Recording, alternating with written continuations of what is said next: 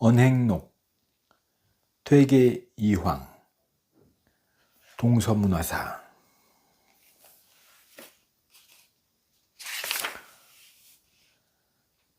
선생은 일찍이 말씀하셨다. 내가 젊었을 때에 학문의 뜻을 두어 낮에는 쉬지 않고 밤에는 자지도 않고 공부를 하다가 마침내 병을 얻어 지금까지 병폐한 사람이 됨을 면치 못하였다. 학자는 모름지기 자신의 기력을 헤아려서 잘 때는 자고 일어날 때는 일어나며 때와 곳을 따라 자기 마음을 살피고 체험하여 이 마음으로 하여금 방일하지 않도록 해야 한다. 하필 나처럼 하여 병이 나게 할 것이랴. 선생은 일찍이 말씀하셨다. 나는 젊어서부터 학문의 뜻을 두었으나 뜻을 깨우쳐줄 스승과 벗이 없어서 헤매기를 수십 년간 하였다. 어디서부터 시작한 줄도 모르고 헛되이 마음만 허비하여 사색하느라 때로는 눕지도 않고 고요히 앉아 밤을 새우기도 하다가 결국 마음의 병을 얻어 여러 해 동안 학문을 하지 못했다. 만약 스승과 벗을 만나 아득한 길을 제시해 주었다면 어찌 마음의 힘을 헛되이 써서 늙도록 아무 얻은 바가 없게 되었겠는가. 선생은 점점 늙고 병은 깊어가셨으나 학문을 하기에 더욱 힘쓰고 도를 지킴에 더욱 신중하였다. 엄숙하고 공경하는 공부는 그윽한 곳, 혼자일 때일수록 더욱 엄격히 하셨다. 평상시 날이 밝기 전에 일어나서 세수하고 머리 빗고 의관을 단정히 하고 종일 책을 보며 혹은 향을 피우고 고요히 앉아서 항상 그 마음을 살피시기를 해가 처음 솟아오르는 것과 같이 하였다.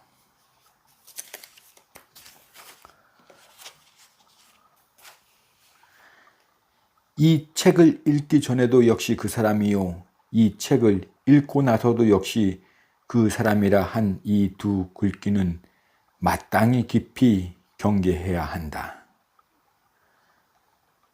그저 익숙히 읽는 것뿐이다. 글을 읽는 사람이 비록 글의 뜻은 알았으나 만약 익숙하지 못하면 반드시 읽는 대로 곧 잃어버리게 되어 마음에 간직할 수 없을 것이다. 이미 알고 난 뒤에 자세하고 익숙해질 공부를 더한 뒤에야 비로소 마음에 간직할 수 있으며 또 흐뭇한 맛도 있을 것이다.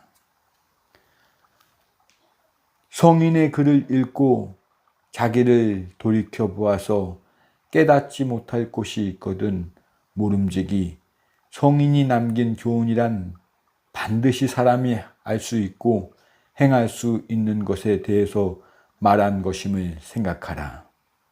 성현의 말씀과 나의 소견이 다르다고 이것은 나의 공부하는 것이 바르지 못한 까닭이다. 성현이 어찌 알기 어렵고 행하기 어려운 것으로 나를 속이겠는가. 성현의 말을 더욱 믿어 마음을 비워서 간절히 싸우면 장차 얻을 때가 있을 것이다. 그 아는 것을 가지고 더욱 궁구해하는 것으로서 평생의 문로로 삼는 것은 매우 좋다. 그러나 오직 암에서 그러한 것이 아니라 행에서도 마땅히 그 행한 바를 가지고 더욱 힘써야 할 것이다. 이 두 가지를 아울러 나아가면 그 문로가 점점 트이어 막힘이 없을 것이다. 선생께 물었다. 저는 언제나 조용히 혼자 있고 싶어 남과 사귀기를 싫어하옵는데 이것은 너무 한쪽으로 치우친 것이 아닙니까? 선생께서 말씀하셨다. 한쪽으로 치우친 듯하기는 하나 학자에 있어서 도움이 없다고는 할 수 없을 것이다. 나도 처음에 이 병통이 있었는데 이로움이 없는 것은 아니었다. 이덕콩.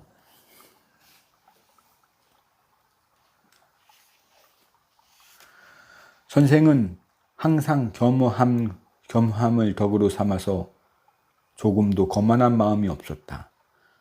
도를 이미 분명히 보고서도 그것을 바라기를 마치 보지 못한 듯 하였고 덕이 이미 높았지만 어둠이 없는 듯 모자라게 여기었다. 그래서 나아지려는 마음은 죽을 때까지 하루와 같았다. 또한 차라리 성인을 배우다가 이루지 못할지언정 한 가지만 잘함으로써 이름을 이루려 하지 않았다.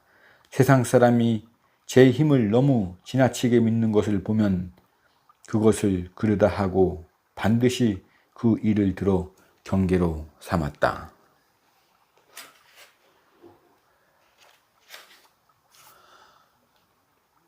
혼자 조용히 계실 때나 혹 남과 이야기할 때 한 번도 일부러 자랑하는 것을 못 보았다. 또한 게으르고 거만한 모습도 본 일이 없었다. 언제나 한결같았다. 후배들을 가르침에는 싫어하지도 않고 게을리하지도 않으며 친구처럼 대접해서 끝까지 스승으로 자처하지 않았다.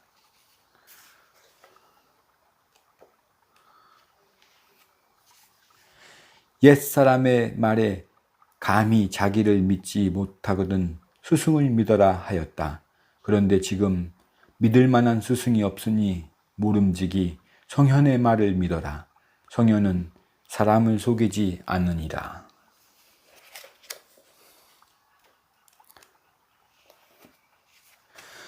선생이 20세 되었을 때 친구 여럿과 함께 영천 의원에서 공부한 적이 있었다.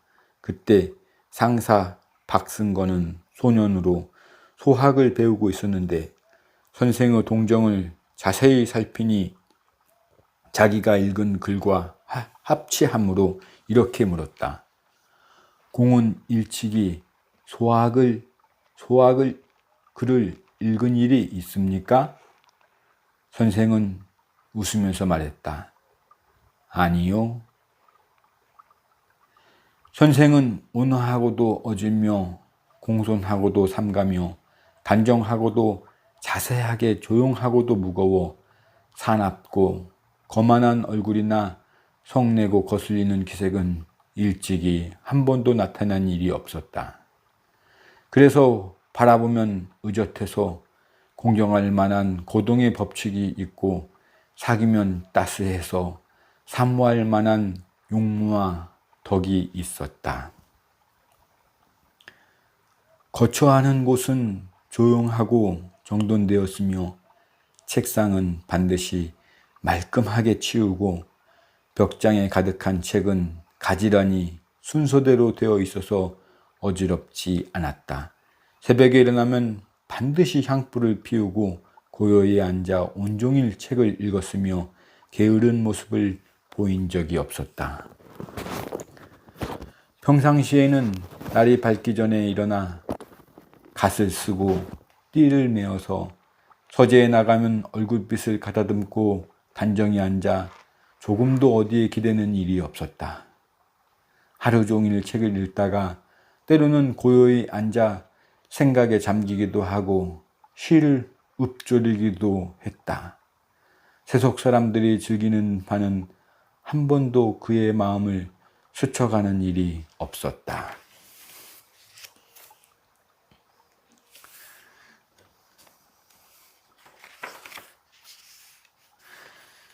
집안의 법도는 매우 엄하고 집안은 화목하였다. 형을 섬기기를 아버지처럼 하고 구차한 일가를 구원하는데 그 힘을 다했다. 종들을 함부로 꾸짖는 일을 보지 못했으니 만일 그에게서 잘못이 있으면 가만히 타이르기를 이 일은 마땅히 이렇게 해야 한다 하고는 그 말이나 기색을 변한 일이 없었다. 선생은 검소함을 숭상하셨다. 세숫대야는 독일을 썼고 앉는 데는 부들자리를 썼다. 배옷과 실띠에 집신과 대막대기를 쓰는 등 생활이 담백하였다. 퇴계의 집은 겨우 10여 가로서 심한 추위나 더위나 비가 들이치면 남들은 견딜 수 없을 것이었지만 선생은 넉넉한 듯이 여겼다. 영천 군수 허씨가 한 번은 지나가다가 선생을 뵙고는 말하였다. 이렇게 비좁고 누추한데 어떻게 견디십니까? 선생은 천천히 말씀하셨다. 오랫동안 습관이 되어 곤란한 줄 모릅니다.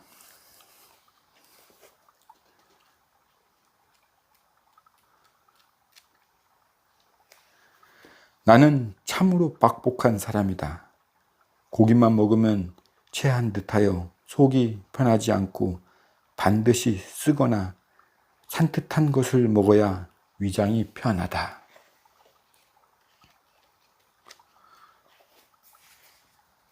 만일 공자로 하여금 자리를 주어 도를 행하게 했다면 그가 사람을 쓸 때 마땅히 그 재질을 따르고 그 장기를 취해서 일을 맡겼을 것입니다.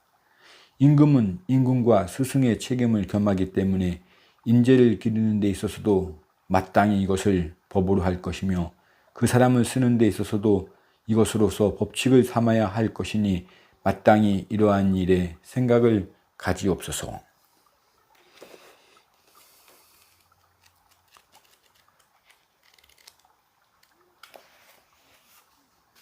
1970년 12월 8일 아침 매화에 물을 주라 명하였다. 날씨가 맑았는데 유시초에 갑자기 흰 구름이 집 위에 모이고 눈이 한치나 내렸다. 잠시 선생이 누운 자리를 정돈하고 부축하여 일으키라 명하여서 앉아서 돌아가시니 곧 구름이 흩어지고 눈이 갰다.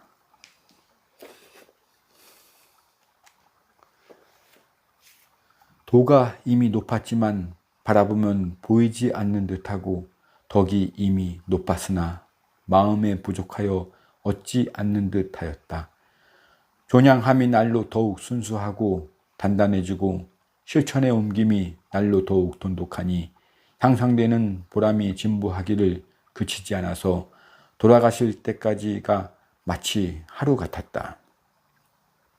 살림은 소박하고 청렴하며 가난하여 겨우 비바람을 피할 곳에 살았고 거친 밥에 차는 나물 뿐이니 사람이 감당하지 못할 그런 수준이었으나 그렇게 사는 것이 편안한 듯 하였다.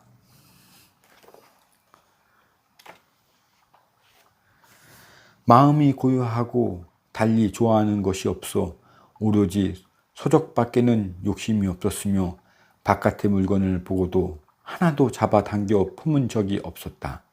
주량은 본디 넓었으나 중년에 들어서자 단호히 끊고는 평생 크게 취한 적이 없었으니 그 확정된 학문의 단단함이 곳곳마다 이와 같이 드러났다. 사람을 대접할 때는 귀하고 천함과 어질고 어리석음이 없이 그 예를 다하였으니 비록 비천한 손님일지라도 모두 계단을 내려가 맞이하고 한 번도 덕과 지위로서 수시로 높인 적이 없었다. 남과 사귈 때는 처음에는 덤덤한 듯하나 오래 갈수록 믿음이 쌓이니 사람들이 진심으로 따르고 마음속으로 기뻐하였다. 자제들이 잘못을 저질러도 엄하게 책망한 적이 없었고 다만 불평의 뜻을 넌지시 보였으며 혹 가볍게 타이르고 나무라는 말을 덧붙일 뿐이었다. 집 사람들은 선생이 기뻐하거나 성내는 모습을 보지 못했고 욕하는 소리를 듣지 못하였으니 천성이 그러하였던 것이다.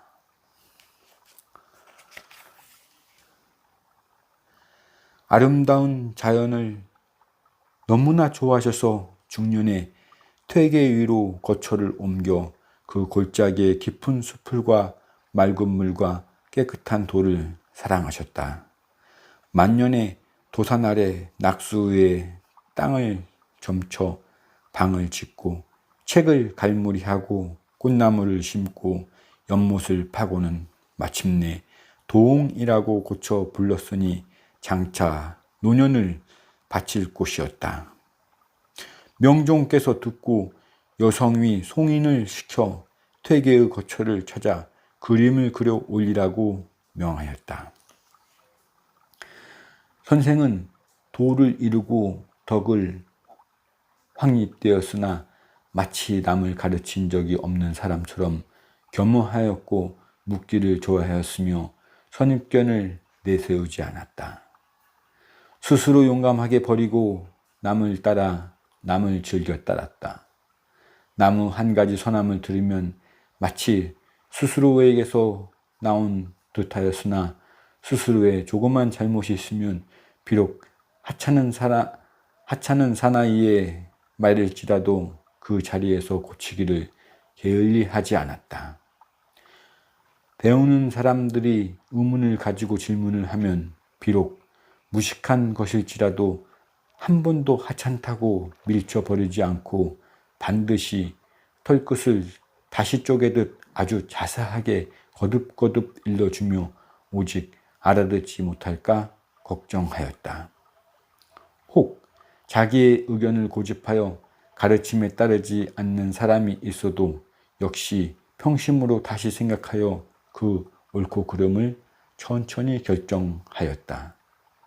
의논을 할 때는 신은 조용하고 기는 안정되어 그 지당함을 찾았고 너와 나 사이에 틈이 없었다. 한 번도 스스로의 장점을 내세우면서 남의 단점을 가벼이 보지 않았고 반드시 스스로의 옳음으로써 남의 틀림을 판단하지 않았다.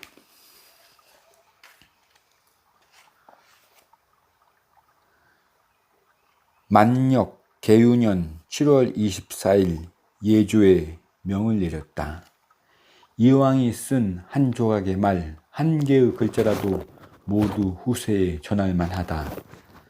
빠지고 혹은 흩어져서 잃어버리거나 없어져 버리면 반드시 뒷날 후회할 것이니 교서관에 명을 내려 인쇄하게 하라.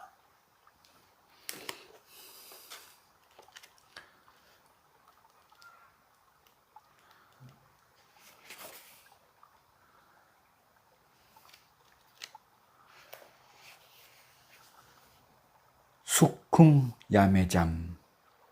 닭이 울어 잠이 깨면 이런저런 생각이 차차 일어난다.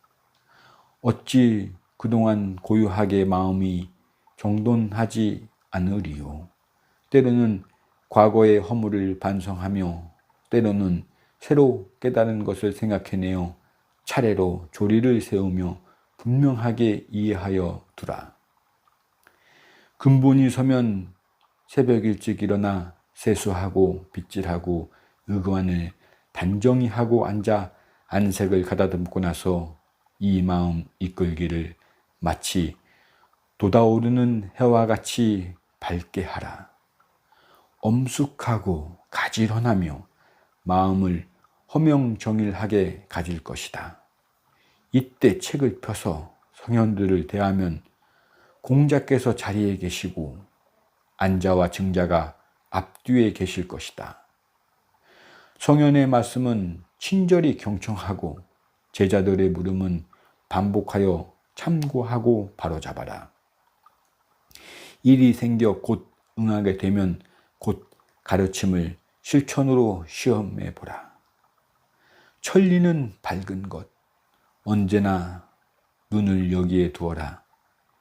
일이 응하며 응하고 나면 곧 나는 예전의 나대로 되어야 한다. 마음을 고요하게 하여 정신을 모으고 잡념을 버려라. 동, 정, 이 순화할 때 오직 마음만이 이것을 볼 것이니 고요할 때는 보존하고 움직일 때는 살펴서 마음을 두 갈래 세 갈래로 나누지 말라. 글을 읽다가 여가를 틈타서 간간히 쉬면서 정신을 가다듬고 성정을 길러라. 날이 저물고 권태로워지면 어두운 기운이 쉽게 타고 들어온다. 재개하고 정제하여 정신을 명랑하게 하여라. 밤이 깊어 잠들 때에는 손을 가지런히 하고 발을 모으라. 잡생각을 하지 말고 심신이 자리 잡고 머무르게 하라. 야기로서 길러 나가라. 정하면 원에 돌아오니 이것을 마음에 새기고 여기에 마음을 두어 밤낮으로 쉬지 않고 부지런히 힘쓰라.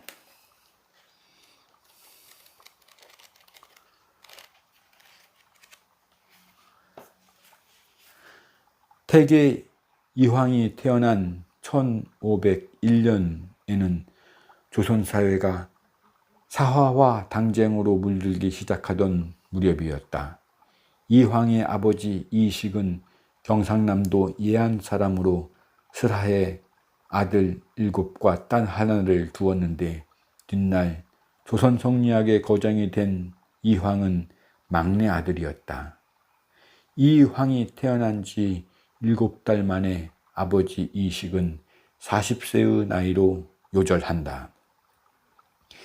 일찍이 혼자 된 이황의 어머니 박씨 부인은 넉넉지 못한 살림에 고생이 적지 않았다. 어린 아들과의 살림살이가 몹시 궁하여 겨우겨우 집안을 유지해 나가는 어려운 실정이었다. 박씨 부인은 농사에 힘쓰고 뽕을 심어 누에를 치면서 부지런히 일했다. 또한 비록 후실이었지만 지혜롭고 현숙하여 자식들을 훈계하기를 늦추지 않았다. 20세 때에는 주역을 독파하며 침식을 읽고 그 뜻을 탐구한다. 동양 철학의 가장 심오한 이치가 실려있는 고전이요 그 어느 책보다도 어려운 책이다. 그러나 이때 너무 무리하게 공부에 탐닉하여 이황은 건강을 잃고 말았다. 고기만 먹으면 체기가 생겨 거북하였으므로 일생 동안 단박한 야채로 찬을 삼았다. 을사사화 후 몸의 병을 구실 삼아 모든 벼슬을 버리고 46세가 되던 해 고향 땅 낙동강 상류 토계의 동암에 양지남을 지어서 산운 야학을 벗삼아 독서에 전념하는 구도 생활에 들어갔다.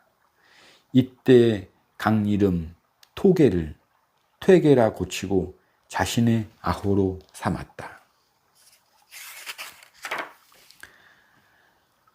51세 되던 음력 3월 퇴계는 한서암을 철거하고 시내 동북쪽 초당골에 단칸소당을 지었다. 그리고 그 이름을 개상소당이라 하고 그곳에서 학문을 하며 찾아오는 제자의 교육을 맡았다. 7년 후인 58세 때 23세의 이이가 찾아와 배우고 입문한 곳도 바로 이 계당이다. 율곡이 찾아왔을 때 마침 3일간 비가 내렸다. 율곡은 비에 갇혀 머물면서 갈 길을 인도받고 학문에 정진키도 했다. 율곡의 재주를 알아본 퇴계는 도학에 큰 기둥이 되리라 심신당부했다. 물론 기대와 함께 경계의 말도 잊지 않았다. 이러한 퇴계의 시와 편지는 율곡이 강릉으로 돌아간 뒤에도 전해졌다. 도산서원에는 퇴계가 지은 도산서당과 제자들이 합숙하면서 공부하던 농운정서라는 기숙사 건물이 있다. 도산서당은 1557년 3월에 터를 잡아서 퇴계의 회갑대인 1961년에 낙성하였다. 서당은 1559년 11월에, 농운정사는 1562년에 준공했다.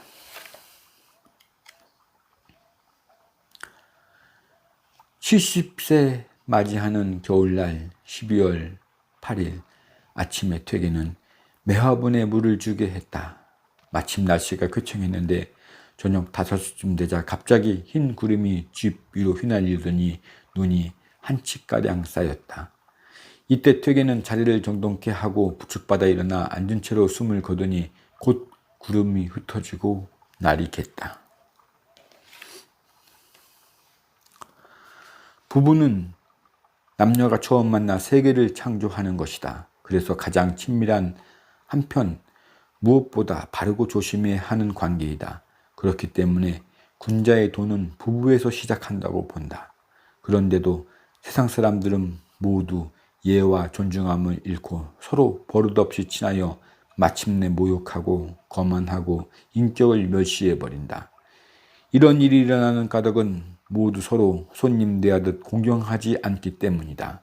그러니 가정을 바르게 다스리려면 처음부터 하여라. 또한 퇴계는 도산서당에 와서 글공부를 하고 순천집으로 돌아가는 천산제 이함형에게 편지 한 폭을 써 주었다. 바로 부부 생활의 법을 가르치기 위함이다. 이보게 집에 가서 읽으라고 편지 한 장을 썼네. 이 편지를 중간에서 읽지 말고 꼭 집 살인문 앞에서 읽고 곧바로 집으로 들어가게. 천산제는 선생이 시키는 대로 했다. 그 내용은 다음과 같다. 나는 재혼을 했으면서도 참으로 불행했네. 그렇지만 감히 철을 박대하려는 마음을 품어본 적이 없었으며 잘 대접하려고 수십 년 동안 갖은 노력을 다했네. 때로는 마음이 흔들리고 번잡하여 참기 힘들고 민망할 때도 있었지만 어찌 정을 돌릴 수 있겠는가? 어찌 인간이 지켜야 할 중대한 인륜을 저버리고 홀로 계신 어머니와 나에게 맡긴 처부모에게 근심을 끼칠 수 있겠는가? 지룬이 말했듯이 아버지가 부부의 도를 그르치고서 어찌 뒷날 자식의 부도덕을 바로잡을 수 있겠는가? 또 부부의 도를 실천하지 아니하고서 학문은 무엇 때문에 하는가? 군자의 도는 부부 생활로부터 이루어지는 것을. 그 뒤 천산제는 훌륭한 가장이 되어서 부인을 소중히 여겼으므로 퇴계가 세상을 떠난 뒤 그 부인은 퇴계 선생이 고마워서 3년 동안 상복을 입었다. 이처럼 퇴계는 학문의 목적을 가정생활과 부부생활의 실천에서 찾고 그 소명과 책임을 다함으로써 자식을 넉넉히 교육할 수 있다고 믿었다. 퇴계가 62세 때 손자 몽제에게 보낸 편지에 이런 얘기가 있다. 나는 추위를 많이 타서 털옷이 없어서는 안 되는데 양모장 한 벌로 20년을 지냈더니 이제 구멍이 나고 다 해졌다. 여간 큰일이 아니다. 수중에 옷을 살 돈이 없으니 걱정이다. 배 몇 필이면 살 수 있을는지 그 값이나 알아보아라. 살 궁리를 해보아라. 손님이 찾아오면 귀천을 가리지 않고 술과 밥상을 차려서 정성껏 대접했다. 살림이 넉넉지 못해도 자식들 보는 앞에서 가르침을 주기 위해 그랬다고 한다. 아무리 나이 어린 사람이라도 올 때나 갈 때나 뜰 아래 내려가서 맞아들이고 전송했다. 귀한 손님이 왔다고 해서 극진히 대하고 미천하거나 나이 어린 손님이라고 해서 차별하여 대접하는 일이 없었다. 퇴계가 다른 사람과 교제할 때의 가장 큰 특징은 이처럼 누구나 똑같이 예우한 일이다. 일가들에게는 손수를 따지지 않고 정성을 다했고 이웃과 친척에게는 아무리 천한 신분이라도 예와 정성을 다 드렸다. 늙은이 젊은이 양반 상민 구별 없이 누구나 공경했으므로 문도들은 그 예법에 당황할 수밖에 없었다.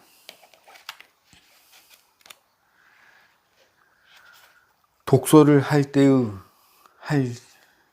때는 대의를 파악한 다음 어느 구절, 어느 글자가 중요한가를 살피고 숙독하고 정밀히 생각해야 하며 느긋이 실증나도록 노력을 오래 지속하여 책 속에 숨어있는 미연대의를 찾아낼 수 있어야 한다.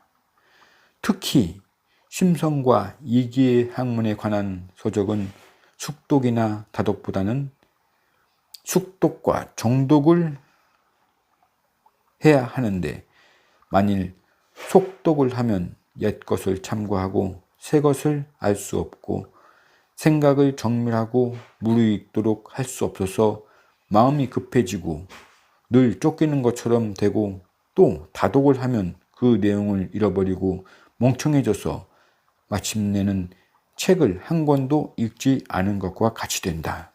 따라서 속독과 다독을 피하고 숙독과 정독을 하면서 낮에 읽은 것을 밤에 생각하고 풀이해 보아야 한다. 1501년 한살 경상도 예안현 온계리 남쪽 노송정에서 태어나다. 1502년 2살 부친이 돌아가시다. 1521년 21살 진사 허찬의 딸과 결혼하다. 1527년 27살 음력 10월에 둘째 아들 채가 태어나다. 음력 11월에 허씨 부인이 세상을 뜨다. 1530년 30세 봉사 권질의 딸과 재혼하다. 1546년 46세 음력 2월에 휴가를 받아 고향으로 내려오다. 음력 5월에 병으로 인해 조정에 돌아가지 못하여 해임되다. 음력 7월에 부인 권씨가 세상을 뜨다.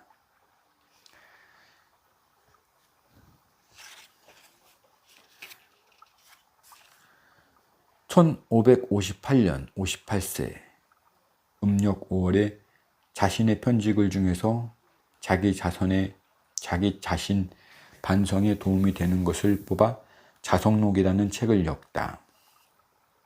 임금이 다시 벼슬을 내리자 사직을 청했으며 임금이 허락하지 않아 어쩔 수 없이 서울로 올라가다. 음력 10월에 기대승이 찾아오다. 1561년 61세 여름에 지금의 경상북도 상주 공검지 일대를 유람하는 등 제자를 가르치는 틈틈이 산수를 유람하다. 음력 11월에 도산서당을 완공하다. 1970년 70세 도산서당에서 강의하다.